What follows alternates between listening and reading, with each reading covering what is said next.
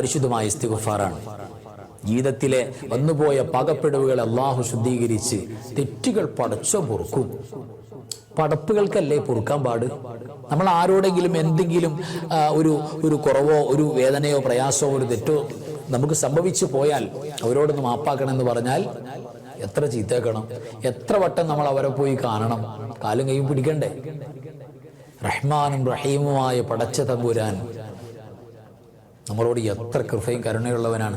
അള്ളാഹിനോട് പടച്ചവനെ എനിക്ക് നീ മാപ്പാക്കണം, എനിക്ക് വേറെ എവിടെയും പോകാനില്ല അല്ലാ എന്ന് ഹൃദയം തുറന്നാൽ പ്രിയപ്പെട്ടവരെ, കോടിക്കണക്കിന് തെറ്റുകൾ ഇരുന്നിടത്തുനിന്ന് ഈ ചെയറിൽ നിന്ന് എനിക്ക് എണീക്കേണ്ടി വരില്ല. തെറ്റു പൊറുക്കാൻ 1000 റക്അത്ത് നിസ്കരിക്കേണ്ടി വരില്ല, 1000 ഹജ്ജ് ചെയ്യേണ്ടി വരില്ല.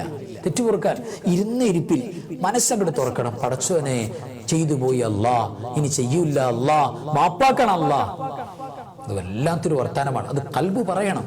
ആ തേട്ടത്തോടെ തെറ്റുകളുടെ വേദനയോടുകൂടെ എന്ന് പറഞ്ഞ എല്ലാവരും അസ്തഗ്ഫിറുല്ലാഹൽ അദീം ഇന്നഹു കാന ഗഫാറാ, അസ്തഗ്ഫിറുല്ലാഹൽ അദീം ഇന്നഹു കാന ഗഫാറാ, അസ്തഗ്ഫിറുല്ലാഹൽ അദീം ഇന്നഹു കാന ഗഫാറാ, അസ്തഗ്ഫിറുല്ലാഹൽ അദീം ഇന്നഹു കാന ഗഫാറാ, അസ്തഗ്ഫിറുല്ലാഹൽ അദീം ഇന്നഹു കാന ഗഫാറാ.